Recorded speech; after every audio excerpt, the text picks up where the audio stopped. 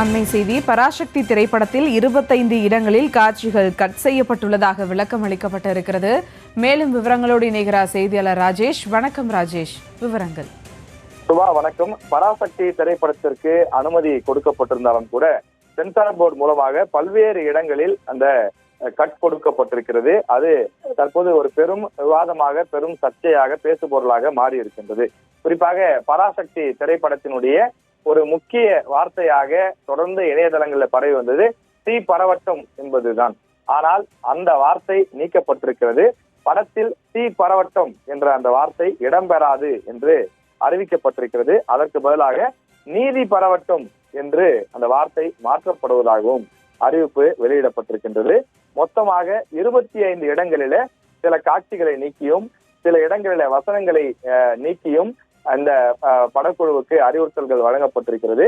Censor board 25 இடங்களிலே நீக்கி இருக்கக்கூடிய அந்த காட்சிகள் எவை எவை என்ற அந்த பட்டியலானது தற்போது வெளியாகி இருக்கின்றது. குறிப்பாக சில காட்சிகளை டெலிட் செய்திருக்கிறார்கள், சில காட்சிகளை ரீப்ளேஸ் செய்திருக்கிறார்கள், சில இடங்களில புதிதாக சில காட்சிகளை மாற்றி வைக்க வேண்டிய ஒரு சூழலுக்கு தள்ளப்பட்டிருக்கிறார்கள். அவர் எது எந்தெந்த வார்த்தைகள் என்ற பட்டியலானது வெளியாகி இருக்கிறது. குறிப்பாக நடிகர் சிவகார்த்திகேயன் அவருடைய 25வது படமாக இந்த திரைப்படம் வெளியாக இருக்கிறது. பொங்கலுக்கு இந்த படம் ரிலீஸ் ஆகிறது. நாளைய தினம் இந்த திரைப்படம் வெளியாகும் என்ற அறிவிப்பு வெளியிடப்பட்டிருக்கிறது. இது குறிப்பாக 1960களில் தமிழ்நாட்டில் நடைபெற்ற இந்தி திணிப்பை எதிர்த்து நடைபெற்ற அந்த போராட்டத்தை, உண்மை சம்பவங்கள் பலவற்றை கொண்டு தழுவி எடுக்கப்பட்ட திரைப்படமாக இந்த திரைப்படம் பார்க்கப்படுகிறது.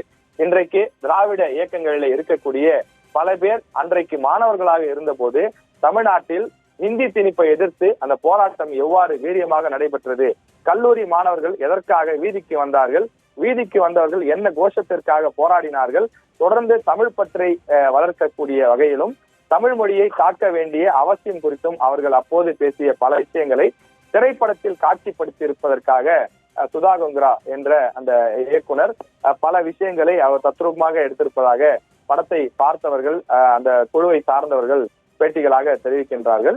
எப்படிப்பட்ட நேரத்திலே தான் இது பொங்கலுக்கு வெளியாகும், பல்வேறு பரபரப்புகளை ஏற்படுத்தும் என்று எதிர்பார்க்கப்பட்ட நேரத்திலே இதில் இருக்கக்கூடிய வீரியம் மிக்க, வலிமை மிக்க பல வசனங்கள் நீக்கப்பட்டிருப்பதாக தற்போது அந்த பட்டியலானது வெளியாகி இருக்கிறது. தீ பரவட்டும் என்ற அந்த வசனம் நீக்கப்பட்டு அதற்கு பதிலாக நீதி பரவட்டும் என்ற வார்த்தை சேர்க்கப்பட்டிருக்கிறது. ஹிந்தி திணிப்பு தொடர்பான சில குறிப்பிட்ட வசனங்கள் மற்றும் வாசகங்கள் மாற்றப்பட்டிருப்பதாகவும் படக்குழு தெரிவித்திருக்கிறது. வசன மாற்றங்களை பொறுத்தவரையிலே படத்திலே பயன்படுத்தப்பட்ட சில வார்த்தைகள் யதார்த்தமாக பயன்படுத்தக்கூடிய வார்த்தைகளாக இருந்தாலும் அது சற்று ஆபாசமாக முகம் சுளிக்க வைக்கக்கூடிய சில வார்த்தைகள் இருக்கக்கூடிய காரணத்தினாலே அந்த வார்த்தைகளை நீக்குவதற்கு உத்தரவிடப்பட்டிருக்கிறது. சில இடங்களிலே அந்த வார்த்தைக்கு பதிலாக மியூட், அதாவது சப்தமே இல்லாமல் உதடு அசைவு மட்டும்தான் இருக்கும். அங்கு என்ன சொல்ல வருகிறார்கள் என்பதை நாம புரிந்து கொள்ள வேண்டும். அதுபோல வெறும் மியூட் கொடுக்கப்பட்டும் இருக்கின்றது. தற்கொலை முயற்சி சார்ந்த காட்சிகள் 50% குறைக்கப்பட்டுள்ளன. காரணம், அன்றைக்கு மொழி போராட்டம் நடைபெற்ற போது தற்கொலை, அதாவது ஒரு மொழியை காப்பதற்காக தன் உயிரையே கொளுத்தி கொண்டு இன்னுயிர் ஈந்து மொழியை காப்பதற்காக நின்ற இனம் தமிழ் இனம் என்று திராவிட மேடைகளில் பேசுவார்கள். அந்த அளவுக்கு ஒரு வீரியமான விஷயங்கள், காட்சிகள் இந்த படத்திலும் இடம்பெற்றிருப்பதாக முன்பு தகவல்கள் வெளியாகி இருந்த நிலையில அது போன்ற வீரியமான காட்சிகள் இருந்தால் அது சமுதாயத்தில் பலவிதமான தாக்கத்தை ஏற்படுத்தும், அது எதிர்மறையான சில எண்ணங்களை உருவாக்க வாய்ப்புகள் இருக்கிறது என்று கூறி சென்சார் போர்டு அந்த காட்சிகளுக்கு தடை விதித்ததாகவும் அதன் காரணமாக 50% காட்சிகள் குறைக்கப்பட்டிருப்பதாகவும் தற்போது தகவல்கள் கிடைத்திருக்கின்றது. ஹிந்தி அரக்கி உருவ பொம்மையை எரிக்கக்கூடிய காட்சிகளும் நீக்கப்பட்டிருக்கின்றன. அதாவது ஹிந்தியை ஒரு கொடும்பாவை போல உருவகப்படுத்தி அதனை எரிக்கக்கூடிய அந்த காட்சிகள் முன்பு வைப்பதற்கான அந்த முயற்சிகள் மேற்கொள்ளப்பட்டதாகவும் அந்த காட்சிகள் நீக்கப்பட்டதாகவும் தகவல்கள் கிடைக்கிறது. அதே போல தபாலக பெயர் பலகையிலே தானி அடிக்கக்கூடிய காட்சிகளும் நீக்கப்பட்டுள்ளது. காரணம், மத்திய அரசினுடைய போஸ்ட் ஆபீஸ் தபால் நிலையங்கள் தற்போதும் செயல்பட்டு வரக்கூடிய நிலையில இந்த படத்தை பார்த்து சமுதாயத்தில் அது ஒரு தவறான முன்னுதாரணமாக மாறிவிடக் கூடாது என்ற அடிப்படையிலே நீக்க வேண்டும் என்று இந்த சென்சார் போர்டு அதிகாரிகள் அறிவுறுத்தியதாக தெரிகின்றது. இந்த காட்சிகளை கட் கொடுத்தால்தான் நீக்கினால்தான், மாற்றினால்தான் இந்த படத்தையே நீங்கள் வெளியிட முடியும். இல்லை என்றால் படமே வெளியிட முடியாத சூழல் ஏற்படும் என்று ஒரு நிலைக்கு தள்ளப்பட்டிருக்கிறார்கள். அதனால் வேறு வழி இல்லாமல் அந்த காட்சிகளை எல்லாம் நீக்கி இருப்பதாக தற்போது படக்குழுவினர் தகவலாக சொல்கிறார்கள். அதே போல சில நிபந்தனைகளும் தெரிவிக்கப்பட்டிருக்கிறது. தபால் துறை, மணி ஆர்டர், UPSC தேர்வு ரத்து மற்றும் ரயில்வே நேர்காணல் தொடர்பான காட்சிகளில் இது கற்பனை என்கிற விளக்க குறிப்பை, டிஸ்கிளைமர் இடம்பெற செய்ய வேண்டும் என்று உத்தரவிடப்பட்டுள்ளது. அதாவது அந்த திரைப்படத்திலே தமிழர்கள் எப்படியெல்லாம் புறக்கணிக்கப்படுகிறார்கள், குறிப்பாக தமிழ் நாட்டை சார்ந்தவர்கள், தமிழர்கள் தமிழ் மொழியிலே தேர்வு எழுத ஒரு சூழல் இல்லாத இருந்த காலகட்டத்திலே அவர்கள் எப்படியெல்லாம் பாதிக்கப்பட்டார்கள் என்பதை கண்முன்னே நிறுத்தக்கூடிய அளவிலான சில காட்சிகள் இருக்கின்றது. அதே நேரத்தில் பிற மொழி பேசக்கூடியவர்கள், அதாவது குறிப்பாக ஹிந்தி பேசக்கூடியவர்கள், அவர்களுக்கு எப்படி அங்க இருக்கக்கூடிய அதிகாரிகள் சாதகமாக செயல்படுகிறார்கள் உள்ளிட்ட பல்வேறு விஷயங்களை வெளிப்படுத்தக்கூடிய விதமாக இந்த காட்சிகள் இடம்பெற்றிருந்ததாக சொல்கிறார்கள். அந்த காட்சிகளையும் மாற்றி, அதாவது அந்த இடத்தில் இது கற்பனையான காட்சிகள் என்று டிஸ்கிளைமர் போட்டுதான் நீங்கள் படத்தை வெளியிட வேண்டும் என்று சென்சார் போர்டு குறிப்பிட்டிருக்கிறது. இதற்கு முன்பு எப்போதும் இல்லாத வகையில் மிக கடுமையாக 2 படங்களுக்கும், அதாவது இந்த பராசக்தி படமாக இருந்தாலும் சரி, அதே போல நடிகர் விஜயனுடைய ஜனநாயகன் படமாக இருந்தாலும் சரி, 2 படத்திற்கும் அதிகமான கடுமையான கட்டுப்பாடுகள் விதிக்கப்பட்டு பல காட்சிகள் நீக்கப்பட்டு இந்த படம் தற்போது 2 படங்களும் பொங்கலுக்கு வெளியே வருகின்றன என்று சொல்லப்படுகின்றது. சென்சார் போர்டு மற்ற படங்களை காட்டிலும் இந்த படங்களுக்கு கூடுதலான கட்டுப்பாடுகள் விதித்திருப்பதாக சினிமா இண்டஸ்ட்ரி வட்டாரத்தில் பேச்சுக்கள் அடிபட்டுக் கொண்டிருக்கிறது. இதற்கு முன்பும் கூட நடிகர் கமலஹாசனுடைய திரைப்படம், நடிகர் விஜயனுடைய திரைப்படங்கள் உள்ளிட்ட பல்வேறு நடிகர்களுடைய திரைப்படங்கள் அவ்வப்போது சர்ச்சைக்குள்ளாவதும், அவர்களுடைய திரைப்படங்களில் சில காட்சிகளை கட்டாயம் நீக்க வேண்டும் என்று சொல்வதும் வழக்கம்தான். ஆனால் இந்த 2 படங்களும் மிக தீவிரமாக ஒரு பெரிய பிரச்சனையாக மாறி இருக்கக்கூடிய விஷயத்தை நம்மால் பார்க்க முடிகிறது. பல கட்ட தணிக்கை மாற்றங்களுக்கு பிறகு படத்தினுடைய ஒட்டுமொத்த ஓடும் நேரத்தை சுமார் 52 வினாடிகள் நீக்கப்பட்டு 28 வினாடிகள் மாற்றி அமைக்கப்பட்டு தற்போது இப்படம், அதாவது பராசக்தி திரைப்படம் திரையிட அனுமதிக்கப்பட்டுள்ளது. இந்த மாற்றங்கள் சமூக நல்லிணக்கத்தை பேணும் வகையில் சட்டத்திற்கு உட்பட்டு செய்யப்பட்டுள்ளதாக தணிக்கை வாரியம் தெரிவித்திருக்கின்றது.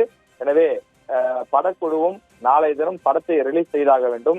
இதற்கு மேல் போராட முடியாது. காரணம், இன்னும் நாட்கள் தள்ளி போனால் பொங்கல் விடுமுறை முடிந்துவிடும்.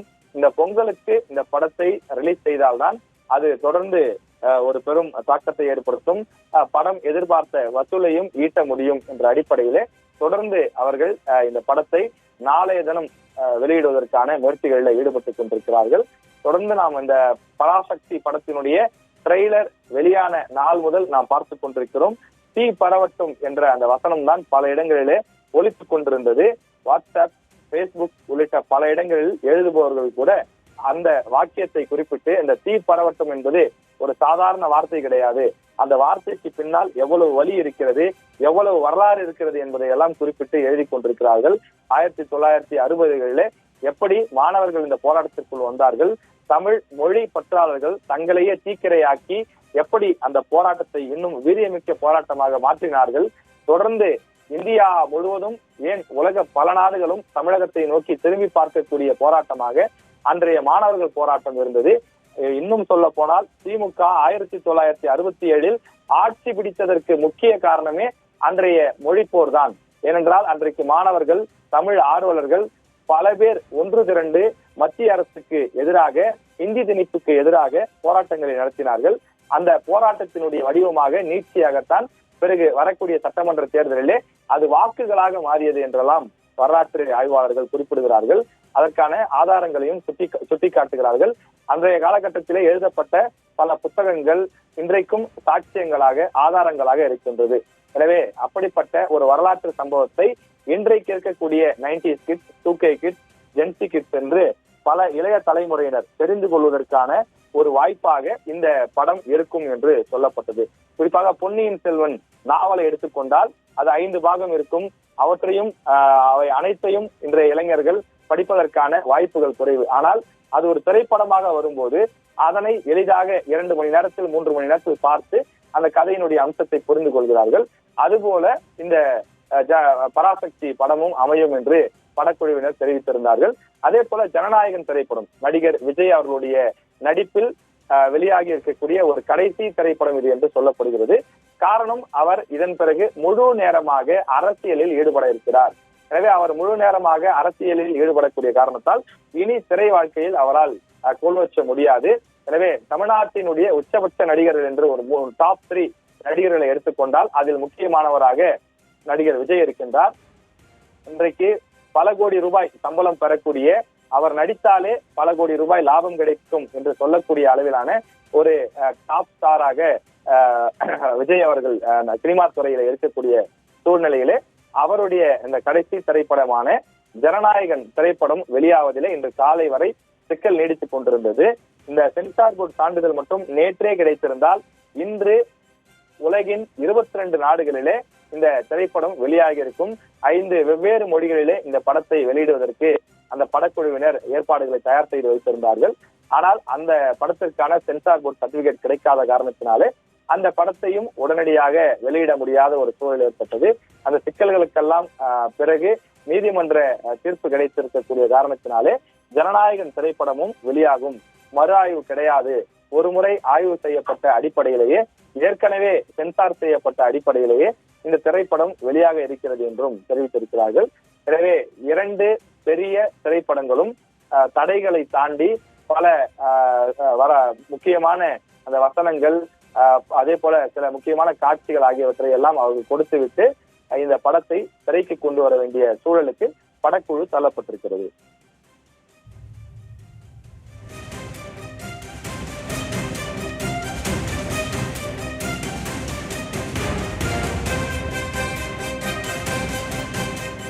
விவரங்களுக்கு நன்றி ராஜேஷ்.